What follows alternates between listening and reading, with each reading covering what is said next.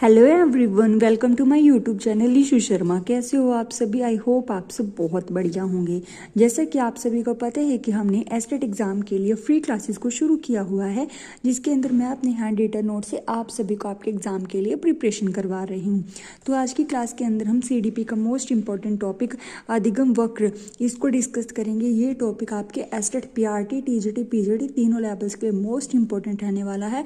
खास तौर से ये एस्टेट TGT और PGT एग्जाम के लिए तो मोस्ट इम्पॉर्टेंट है। साथ में एस्टेट PRT वाले स्टूडेंट्स को भी इस चैप्टर को अच्छे से करके जाएंगे आप सभी, ठीक है। और ये आपकी CDP की क्लास नंबर 15 रहने वाली है। CDP की ऑलरेडी हम 14 क्लासेस कर चुके हैं। अगर अभी तक आपने उन 14 क्लासेस को नहीं किया है तो आपको मेरे YouTube चैनल के ऊपर CDP की प्लेलिस्ट मिल जाएगी, वहाँ से जाकर आप उन क्लासेस को अच्छे से कवर कीजिए, क्योंकि उन क्लासेस के अंदर हमने उन सभी चैप्टर्स को डिस्कस किया है जो आपके एग्जाम के लिए मोस्ट इंपॉर्टेंट है। आगे भी आपकी CDP की और क्लासेस आएंगे जहां पर हम उतने ही चैप्टर्स कवर करेंगे जहां से आपके एग्जाम के अंदर क्वेश्चंस बन सकते हैं। इस क्लास को शुरू करने से पहले मैं आप सभी से एक बात करना चाहती हूँ। CDP की जो लास्ट क्लास मैंने अपलोड की थी, वहां पर एक स्टूडेंट का कमेंट आया हुआ है, ठीक है। उन्होंने कहा है कि हम आपकी हर वीडियो को लाइक करते हैं बट आप हमें नोट्स नहीं देते। भाई ये कोई बात नहीं हुई कि मैं यहाँ पर आप सभी को फ्री में क्लासेस प्रोवाइड करवा रही हूँ ना। आप खुद के इन क्लासेस को फॉलो करते हो, खुद के अपने हैंड रिटन नोट्स तैयार करो, ठीक है। इस एग्ज़ाम क्रैक करने के लिए आपको मेहनत करनी पड़ेगी। अगर हाँ आप मेरी मेहनत चाहते हो कि जो मैंने मेहनत की है वो आपको मिल जाए, तो आपको ऊपर स्क्रीन के ऊपर मेरी Gmail ID शो हो रही होगी, वहाँ से मुझे कांटेक्ट करो और PDF फॉर्म परचेज कर सकते हो आप मेरे नोट्स की, ठीक है। मुझे ना ऐसे स्टूडेंट्स की अपने चैनल के ऊपर बिल्कुल भी ज़रूरत नहीं है जो एहसान करते हैं कि हमने आपकी क्लास को लाइक किया है और आप बदले में हमें नोट्स नहीं दे रहे। भी मैं यहाँ पर क्लास प्रोवाइड करवा रही हूँ ना। अगर आप ऐसे हो तो आप मेरे चैनल को अनसब्सक्राइब करके जा सकते हो, मुझे कुछ भी इशू नहीं है। मैं यहाँ पर उन स्टूडेंट्स के लिए काम कर रही हूँ जो मेहनती स्टूडेंट्स हैं, ठीक है, जो अपनी मेहनत से अपना एग्ज़ाम क्रैक करना चाहते हैं। और जो स्टूडेंट्स भी किसी वजह से नोट्स परचेज नहीं कर पा रहे, यहाँ पर मैं हर एक लाइन को एक्सप्लेन करती हूँ ताकि वो इन क्लासेस को देखकर खुद हर एक लाइन लिख पाएँ अपने नोट्स के अंदर। जो स्टूडेंट्स इन क्लासेस को फॉलो नहीं कर सकते, क्योंकि बहुत से स्टूडेंट्स भी ऐसे हैं जो क्लासेस को नहीं अटेंड कर सकते, वो इन नोट्स को PDF फॉर्म जो मैं आप सभी को देती हूँ वो परचेज कर सकते हैं, ठीक है। बट ऐसी शिकायत आगे से मत करना, मुझे कुछ फ़र्क नहीं पड़ता। आप अनसब्सक्राइब करके जा सकते हो ना, मुझे ऐसे लाइक्स की कोई ज़रूरत है यहाँ पर। चाहे आपको बुरा लगे चाहे कुछ भी लगे, आप अनसब्सक्राइब करके जा सकते हो। मैं लास्ट टाइम यही बोल रही हूँ, मैंने कभी किसी से ज़बरदस्ती नहीं की कि मेरी क्लास को लाइक करो। अगर आपको पसंद आती है आप लाइक करो, कमेंट करो, ठीक है। इतने समझदार आप भी हो कि मैं यहाँ पर सिर्फ अपनी मेहनत ले रही हूँ। और अगर आपको फ्री में ही तैयारी करनी है तो इन क्लासेस को फॉलो करते अपने खुद के हैंड रिटन नोट्स तैयार करो। मैं यहाँ पर सिर्फ उन स्टूडेंट्स के लिए काम कर रही हूँ जो दिल से अपने एग्ज़ाम क्रैक करना चाहते हैं, अपनी मेहनत से क्रैक करना चाहते हैं। सॉरी मैंने आप सभी का टाइम वेस्ट किया। अभी बिना टाइम वेस्ट किए हुए इस क्लास को आगे शुरू करते हैं। भी अधिगम वक्र को सबसे पहले इंट्रोड्यूस करने वाले व्यक्ति कौन है? वो है हरमन एबिंगहॉस। कौन है? हरमन एबिंगहॉस। आगे है अधिगम वक्र का मीनिंग है सीखने की मात्रा और समय के बीच ग्राफिकल रिलेशनशिप को क्या कहा जाता है? अधिगम वक्र कहा जाता है। अधिगम वक्र के प्रकार, यहाँ से डायरेक्ट क्वेश्चन पूछा जाता है कि अधिगम वक्र के प्रकार कौन कौन से हुए? रेखीय त्वरण वक्र, ठीक है। पहला प्रकार है रेखीय त्वरण वक्र। जब अधिगम की गति समान और सीधी रेखा में आगे बढ़ती है तो उसे रेखिक त्वरण वक्र कहते हैं। इसमें न तो बहुत तेज वृद्धि होती है और न ही गिरावट होती है, ठीक है। किसके अंदर? रेखिक त्वरण वक्र के अंदर। फॉर एग्जाम्पल, रोज थोड़ा थोड़ा अभ्यास करने से लेखन में समान गति में सुधार होना। इसकी विशेषता क्या हुई रेखिक त्वरण वक्र की? अधिगम निरंतर और स्थिर रहता है, ग्राफ सीधी रेखा में होता है, ठीक है। अगला है सकारात्मक त्वरण या फिर धनात्मक त्वरण या फिर नतोदर वक्र। जब प्रारंभ में अधिगम की गति धीमी होती है लेकिन अभ्यास के साथ तेजी से बढ़ने लगती है तो उसे सकारात्मक त्वरण कहते हैं। ठीक है, किसको कहते हैं सकारात्मक त्वरण वक्र?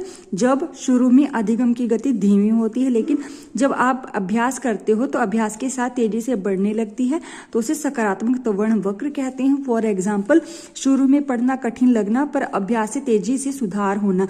जैसे कि अभी आप मेरे इन नोट्स से अपने खुद के हैंड रिटन नोट्स तैयार कर रहे हो और आप लिखते जाते हो और आपके दिमाग के अंदर ये चीज़ें फिट होती हैं, तो आपको लर्न करने में बहुत आसानी होगी। इसकी विशेषताएं क्या है भाई? सकारात्मक त्वरण वक्र की प्रारंभिक कठिनाई बाद में तीव्र प्रगति और शुरुआती कक्षाओं में सामान्य हो जाता है। फिर आगे है नकारात्मक त्वरण वक्र या फिर ऋणात्मक त्वरण या फिर उन्नोद्र वक्र। जब शुरुआत में अधिगम की गति बहुत तेज होती है लेकिन बाद में प्रगति की गति धीमी पड़ जाती है, तो उसे नकारात्मक त्वरण वक्र कहते हैं। फॉर एग्जाम्पल, प्रारंभ में आसान काम जल्दी सीख जाना पर आगे कठिन स्तर पर धीमी प्रगति होना। ठीक है, इसकी विशेषताएं क्या हुई नकारात्मक त्वरण वक्र की? प्रारंभिक तेज सीखना, बाद में धीमा सुधार होना। ये क्या हुआ? नकारात्मक त्वरण वक्र। फिर आगे है एस के आकार का अधिगम वक्र या फिर उन्नोद्र वक्र। लर्निंग रेट, दोनों त्वरित वक्र धनात्मक और ऋणात्मक का संयोजन को क्या कहते हैं? एस के आकार का अधिगम वक्र। ठीक है, ये क्या हुआ? एस के आकार का अधिगम वक्र। दिए गए क्रम में इसको क्या कहा जाता है? प्रारंभिक अंतराल होता है, फिर बढ़ता हुआ लाभ, फिर घटता हुआ लाभ, फिर पठार, अंत में इसके अंदर क्या आता है? भी उछाल आता है और अधिगम इसके अंदर क्या होता है? अधिगम की इसके अंदर क्या हो जाती है?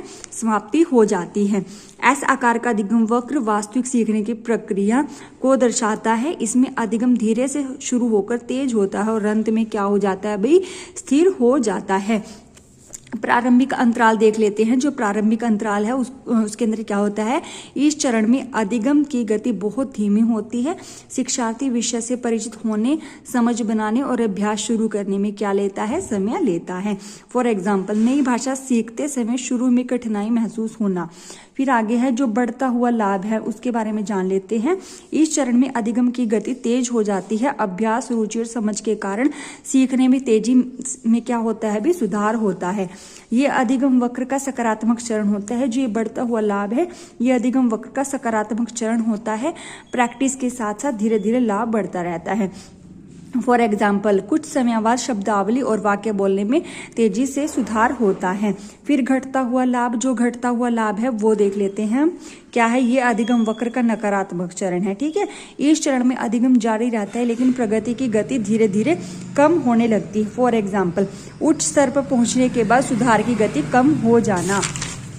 फिर पठार, इस अवस्था में अभ्यास के बावजूद अधिगम में कोई विशेष वृद्धि नहीं होती, यह अस्थायी रुकावट होती है। क्या? पठार। फॉर एग्जाम्पल, बार बार अभ्यास करने पर भी प्रदर्शन में सुधार न दिखना। फिर अंत में उछाल। पठार के बाद अचानक अधिगम में तेजी से सुधार दिखाई देता है। यह नई समझ, नई विधि या प्रेरणा के कारण होता है। फॉर एग्जाम्पल, नई तकनीक समझ आने पर प्रदर्शन में अचानक सुधार होना। फिर अधिगम की समाप्ति। इस चरण में अधिगम लगभग पूर्ण हो जाता है और आगे अभ्यास करने पर भी विशेष सुधार नहीं होता। फॉर एग्जाम्पल, पूर्ण दक्षता प्राप्त कर लेना। ये क्या हुआ भाई? ये किसके पार्ट्स थे? एस के आकार का अधिगम वक्र। ये थी आज की छोटी सी क्लास अधिगम वक्र के ऊपर। आई होप आप सबको ये कॉन्सेप्ट अच्छे समझ में आया होगा। मैंने यहाँ पर हर एक लाइन को एक्सप्लेन किया है ताकि आप अपने खुद के हैंड रिटन नोट्स तैयार कर लो। अगर नोट्स नहीं लिख सकते, आपके पास इतना टाइम नहीं होता, तो आपको स्क्रीन के ऊपर मेरी जीमेल आईडी शो हो रही होगी, वहाँ से आप मुझे कॉन्टैक्ट कर सकते हो और ये नोट्स आपको PDF फॉर्म में मिलेंगे और ये नोट्स पेड रहेंगे। ठीक है, आई होप आप सबको इतना समझ में आया होगा। अगर समझ में आया है और ये क्लास अच्छी लगी है तो आप मुझे कमेंट बॉक्स में अपना फीडबैक दे सकते हो।